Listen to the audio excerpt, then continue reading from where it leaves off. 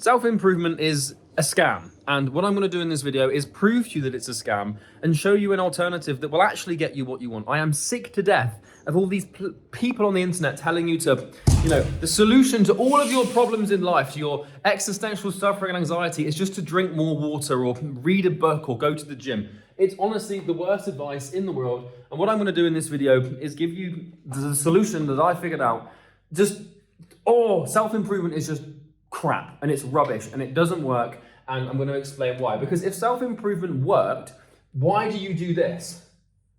Where you go from being on top of the world to the bottom of hell, where 1 minute you're extremely confident, you're working hard, you're being virtuous, you're taking care of yourself, you're in monk mode, or whatever that means, and then the next minute you're in a rut and you're doubting everything and you're unhappy and you're giving in to your vices and you're being an idiot, and then the next minute you're back up here and now you're down here. If self-improvement worked and that advice was actually appropriate and applicable to the mass of men in this society, we wouldn't have these ups and downs. It would just be a nice, steady trend upwards. So why does this happen? Well, here's the thing. I'm going to give you some truth, and it's sad and you're not going to like it, and you're probably going to tell me I'm wrong, but you know it's true, which is why you're going to get upset. The truth hurts. This is you. And you want to improve your life, and basically have a better life. Here's the problem, right? For as long as you are trying to improve yourself for yourself, you're never going to do it. And that's because part of you doesn't love yourself, or part of you knows deep down that you don't deserve to be more successful, or you don't deserve to have better things. I'm not telling you that this is my opinion, I'm just telling you this is the truth. If you truly had your best interests at heart and you truly thought that you were deserving and truly in your heart of hearts wanted the best for yourselves, you wouldn't go up and down and up and down. You would just go up, up, up, up, up into heaven. But instead you break yourself down, and it's because you know what you've done. You know how bad you've been. How can you possibly love yourself, to want yourself, to improve yourself, knowing all the bad stuff that you've done? You can. You just can. So what we need to do instead is we need to establish and centralize an objective and a goal.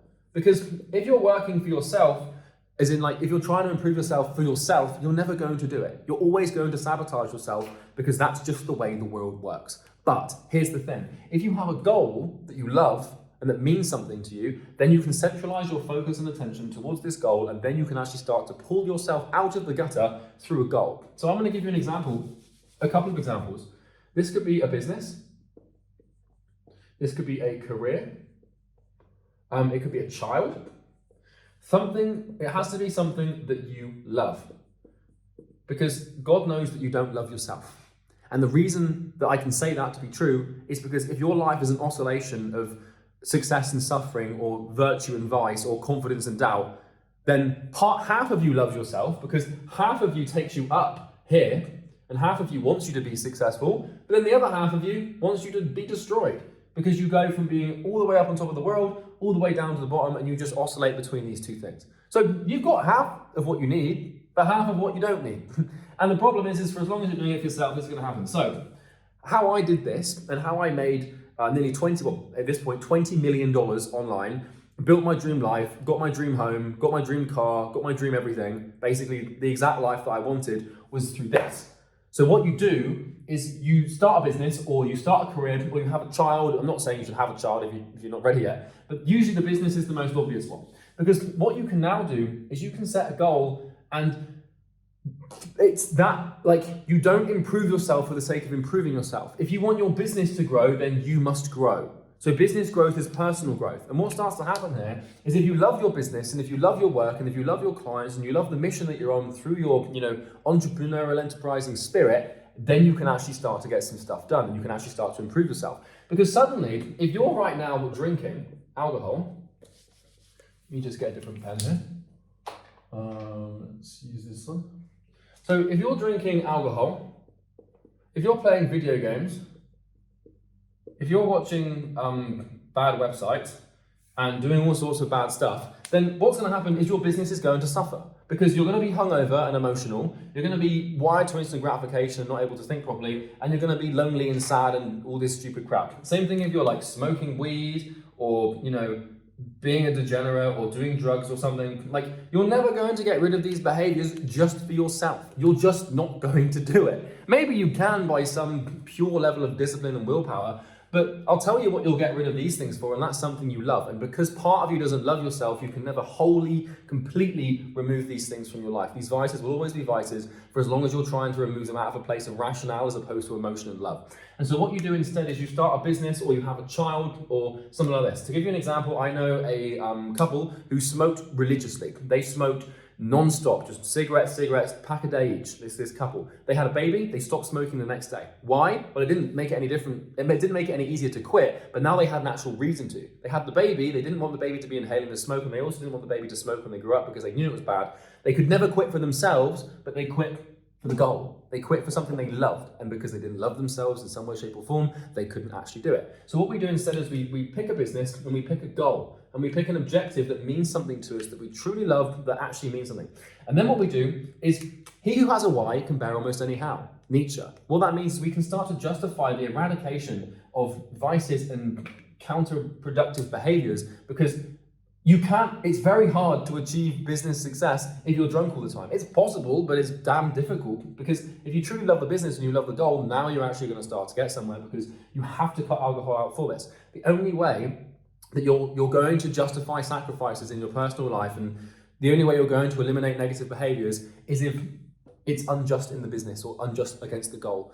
Another example, like, you can get women that drink a lot, and the second they get pregnant, done. No more drinking. It's gone. It's like God has just come down and touched them from the high heavens. You will no longer drink. It's because it's no longer about them. The drinking habit is no longer being removed for their sake. It's being removed for their unborn child, which they love so much more than themselves. And so you have to learn how to do this. You have to learn to eradicate negative behaviors. And the only way that you're going to do self-improvement is if you have a reason to. And that reason can't just be your own selfish desire, because it will just manifest as sabotage. I'm not saying you shouldn't go to the gym. I'm not saying you shouldn't read. I'm not saying you shouldn't journal. I'm not saying you shouldn't drink more water and have these good habits and try to at least improve yourself. That's a good way to do it. But I'm telling you, if you want to be serious and you want to see serious, real personal development with a significant level of speed and immediate prosperity, the easiest way to do it is by setting a goal that's larger than yourself and finding something you love and justifying the removal of that behavior through the thing that you love. It's the only way to do it. It's the only way that I've found. And I've tried a lot of different things. I've tried monk mode, I've tried journaling, I've tried all these habits, I've tried all the self-improvement, but it's a scam. It's a scam. It's a cope as well. It's just like, oh, you haven't got anything to like do with your life. There's no real meaning. Why don't you just improve yourself? Why? He who has a why can bear almost any how.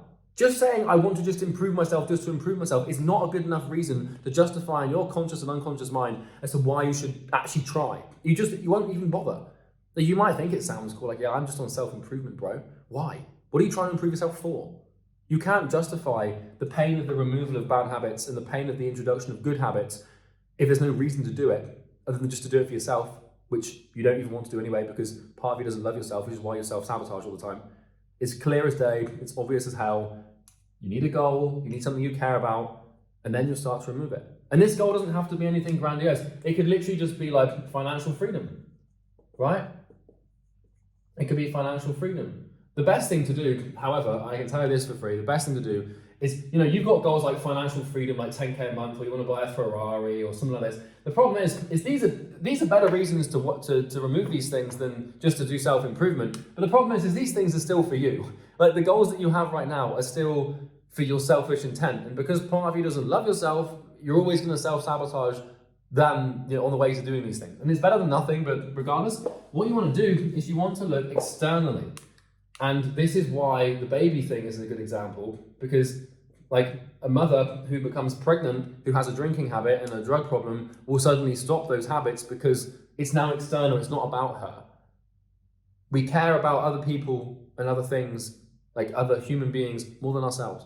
And I know that's counterintuitive, because by nature we're all selfish and we all have our own self-interests first.